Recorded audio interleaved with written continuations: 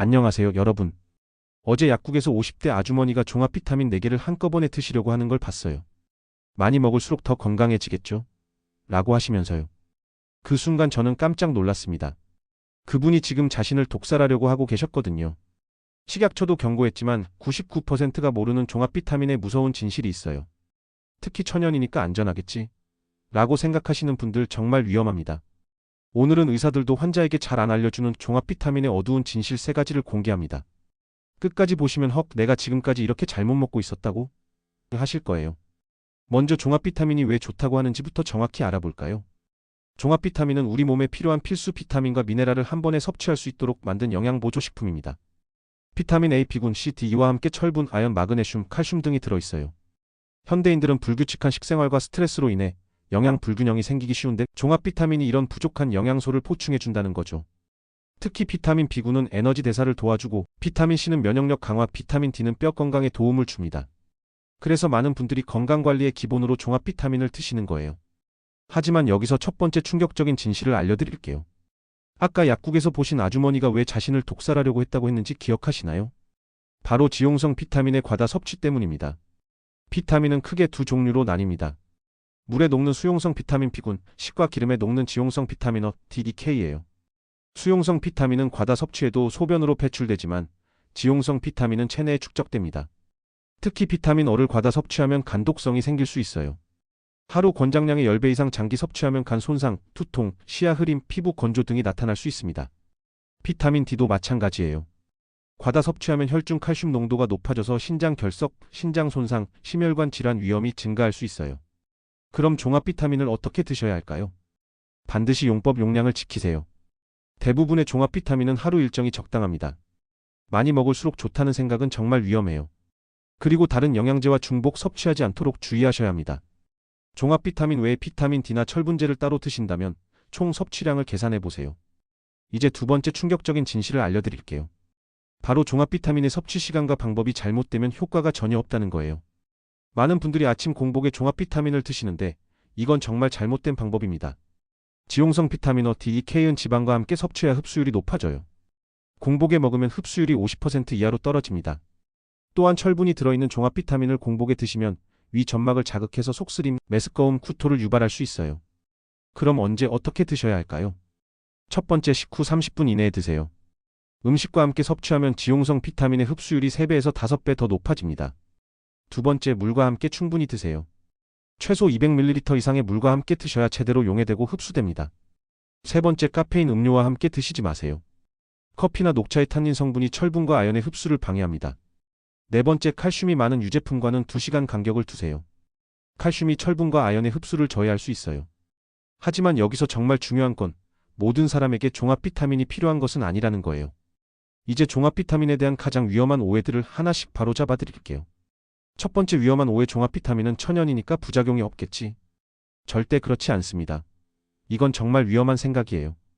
종합 비타민도 의약품이나 건강기능식품으로 분류되는 화학합성 물질입니다.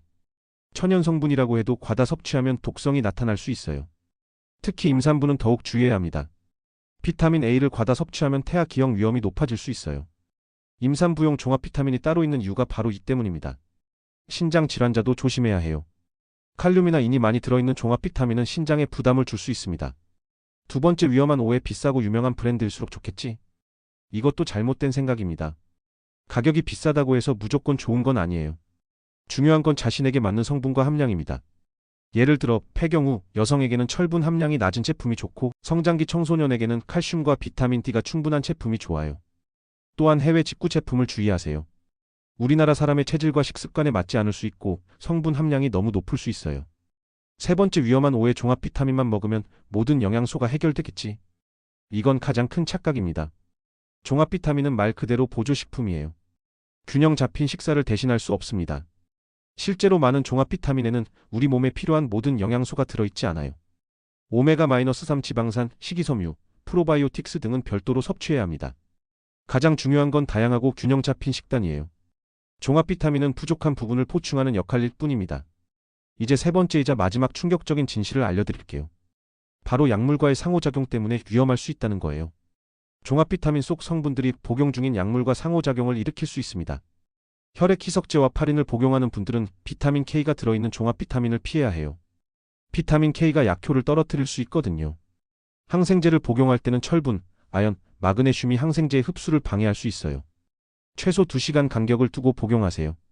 갑상선 호르몬 약물을 복용하는 분들도 주의하세요. 철분과 칼슘이 약물 흡수를 방해할 수 있습니다. 고혈압 약물 복용자는 칼륨 함량을 확인하세요. 일부 고혈압 약물과 함께 복용하면 칼륨 농도가 너무 높아질 수 있어요.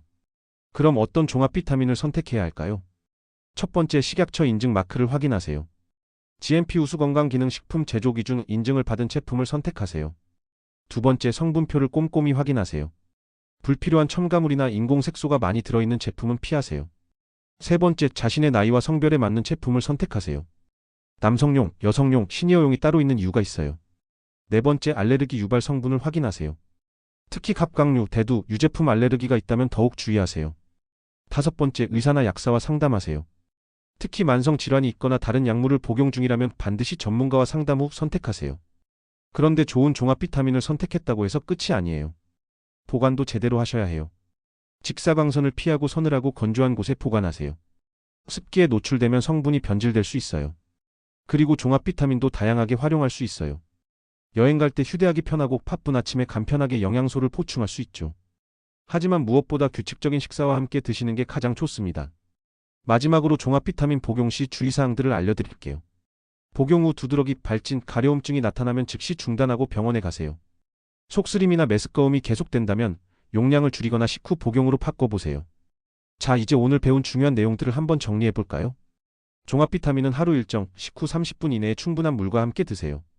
지용성 비타민 과다 섭취는 체내 축적되어 톡성을 일으킬 수 있어요. 다른 약물 복용 시에는 반드시 의사나 약사와 상담하세요. 천연이라고 해서 부작용이 없는 것은 아닙니다. 종합 비타민은 균형 잡힌 식사를 대신할 수 없는 보조식품입니다. 여러분, 이제 종합 비타민에 대한 올바른 지식을 갖게 되셨네요. 좋은 건 제대로 알고 먹어야 더 좋은 거 아니겠어요? 특히 오늘 말씀드린 약물 상호작용과 과다 섭취 위험성은 정말 중요한 정보예요. 많은 분들이 천연이니까 안전하겠지라고 생각하시는데 이런 아니란 생각이 오히려 건강을 해칠 수 있거든요.